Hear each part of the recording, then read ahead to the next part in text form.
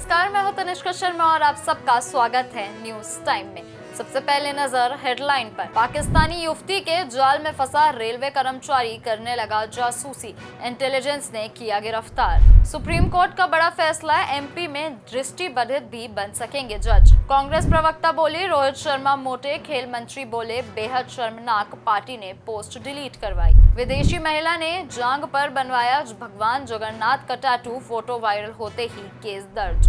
हिसार के world champion boxer पर fraud का केस दर्ज, पति ने रोहतक में कराई एफआईआर। अमेरिका ने यूक्रेन की सभी सैन्य मदद रोकी, ट्रंप से जेलेंस्की ने की बहस के 3 दिन बाद ऐलान। भारत में ह्यूमन राइट चीफ के बयान पर जताई आपत्ति, कश्मीर मणिपुर के जिक्र को बुनियादी बताया।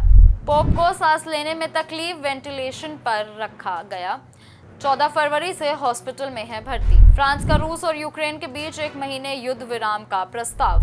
अब खबरें विस्तार से। बीकानेर में पाकिस्तान के लिए जासूसी करने वाले रेलवे कर्मचारी को राजस्थान इंटेलिजेंस ने सोमवार को गिरफ्तार कर लिया है।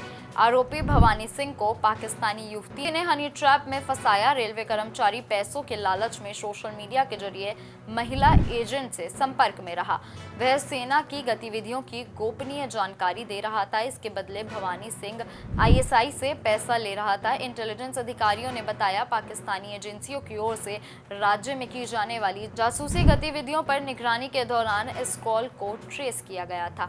इसके बाद इंटेलिजेंस की टीम आरोपी भवानी सिंह तक पहुंची, जो रेलवे में पॉइंटमैन के पद पर काम कर रहा था। रेलवे कर्मचारी कई महीनों से निमी नाम की पाकिस्तानी युवती के संपर्क में था, जिससे वह कई जानकारी साझा कर चुका था। मध्य प्रदेश में अब दृष्टिबाधित दिव्यांग भी अदालतों में जज बन सकेंगे। सुप्रीम कोर्ट ने दृष्टिबाधित दिव्यांगों को न्यायिक सेवा में शामिल होने की अनुमति दी है।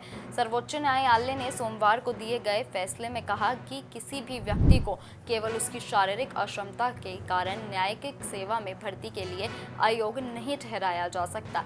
इस आधार पर सुप्रीम कोर्ट ने मध्य प्रदेश न्यायिक सेवा नियमों के उस प्रावधान को निरस्त कर दिया जिसमें नेत्रहीन और कमजोर दृष्टि वाले उम्मीदवारों को न्यायिक सेवा से बाहर रखा गया था। अदालत ने कहा कि नेत्रहीन और कमजोर दृष्टि वाले उम्मीदवार न्यायिक सेवा की भर्ती प्रक्रिया में भाग लेने के योग्य हैं। सुप्रीम कोर्ट ने स्पष्ट कर दी कि आरक्षण और सहायक सुविधाएं देकर दिव्यांग उम्मीदवारों को न्यायिक सेवा में समान अवसर प्रदान किया जाना चाहिए। चैंपियंस ट्रॉफी में न्यूजीलैंड के खिलाफ भारत की शानदार जीत के बाद कांग्रेस की राष्ट्रीय प्रवक्ता शमा मोहम्मद ने भारतीय क्रिकेट टीम के कप्तान रोहित शर्मा की फिटनेस और कप्तानी पर सवाल उठाए। उन्होंने सोशल मीडिया पर लिखा, एक खिलाड़ी के तौर पर रोहित शर्मा मोटे हैं, उन्हें अपना वजन कम करना चाहिए। शमा मोहम्मद ने यह भी कहा कि रोहित भारत के सबसे निराश करने वाले कप्तान हैं। कांग्रेस प्रवक्ता के बयान को भाजपा ने एक सेल्फ मेड चैंपियन रोहित का अपमान और बॉडी शेमिंग बताया। हालांकि बाद में कांग्रेस ने कहा कि हमारी पार्टी खेल हस्तियों का सम्मान करती है। पार्टी ने शमा से सोशल मीडिया पोस्ट डिलीट करने को कहा। इसके बाद शमा ने सोशल मीडिया से उस पोस्ट को हटा दिया। विदेशी महिला ने अपनी जांग पर भगवान जगन्नाथ का टैटू बनवाया। टैटू वाली तस्वीर वायरल होते ही इसके बाद पूरे ओडिशा के लोगों में जमकर गुस्सा है। सोशल मीडिया पर भी महिला के खिलाफ एक्शन लेने की मांग की जा रही है। भगवान जगन्नाथ के भक्तों ने 2 मार्च को भुवनेश्वर के साहिद नगर पुलिस थाने में बीएनएस की धारा 299 के तहत मामला दर्ज कराया। पुलिस के मुताबिक भुवनेश्वर के ही एक टैटू पार्लर में विदेशी महिला ने टैटू गुदवाया था। पुलिस के मुताबिक महिला एक एनजीओ में काम करती है। महिला ने अनुचित स्थान पर भगवान जगन्नाथ का टैटू गुदवाया, इससे हमारी भावनाएं आहत हुई हैं। यह सभी जगन्नाथ भक्तों और सामान्य रूप से हिंदुओं का अपमान है। इसमें शामिल लोगों के खिलाफ एक्शन लिया जाएगा। हरियाणा की वर्ल्ड चैंपियन बॉक्सर रही स्वीटी बूरा पर रोहतक में पति ने फ्रॉड का केस दर्ज कराया है। बूरा के पति भारतीय कबड्डी टीम के पूर्व कप्तान रह चुके हैं। दीपक ने स्वीटी और उनके परिजनों पर आरोप लगाया है कि उन्होंने उनकी प्रॉपर्टी और कैश हड़पा है, जिसकी शिकायत उन्होंने रोहतक के एसपी को दी थी। इसके बाद गोल्ड सब्जी मंडी पुलिस को जांच के निर्देश दिए गए थे। हालांकि पुलिस इस मामले में अभी खुलकर कुछ नहीं कह रही है। इससे पहले स्वीटी बूरा ने भी हिसार में दीपक के खिलाफ दहेज की मांग करने और घरेलू हिंसा का केस दर्ज करवा रखा है। स्वीटी का कहना है कि दीपक से शादी में उन्हें 1 करोड़ रुपए खर्च हुए। दहेज में फॉर्च्यूनर गाड़ी दी गई, इसके बावजूद उनसे मारपीट की गई। बता दें कि स्वीटी बूरा और दीपक हुडा ने जुलाई 2022 में शादी की थी। हालांकि पिछले साल 2024 में विधानसभा चुनाव के दौरान उनके रिश्ते बिगड़ गए। दोनों ही भाजपा से चुनाव लड़ना चाहते थे, लेकिन दीपक हुडा को महम से टिकट मिल गई।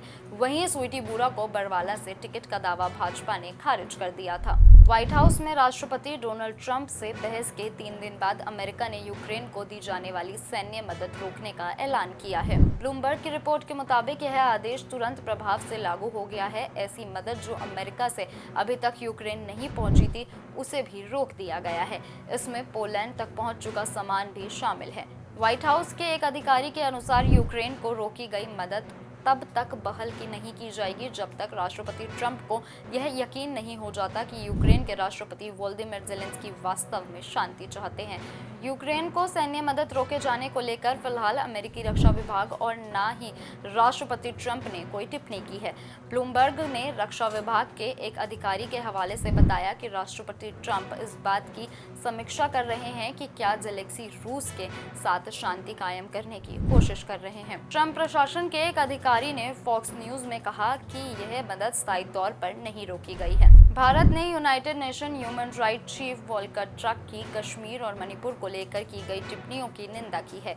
यूनाइटेड नेशन में भारत के स्थायी प्रतिनिधि अरिंदम बागची ने ट्रक के बयान को बेबुनियाद बताते हुए कहा कि उनकी टिप्पणी हकीकत से कोसों दूर है। जिनेवा में ह्यूमन राइट काउंसिलिंग के 98वें सेशन में सोमवार को ट्रक ने अपने वर्ल्ड अपडेट में भारत का नाम लेते हुए मणिपुर और कश्मीर की स्थिति का जिक्र किया था। उन्होंने कहा था कि मणिपुर में हिंसा और पलायन को रोकने का प्रयास होना चाहिए।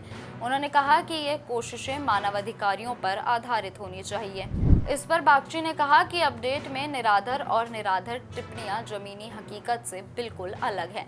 भारत के लोगों ने हमारे बारे में ऐसी गलत चिंताओं को बार बार गलत साबित किया है।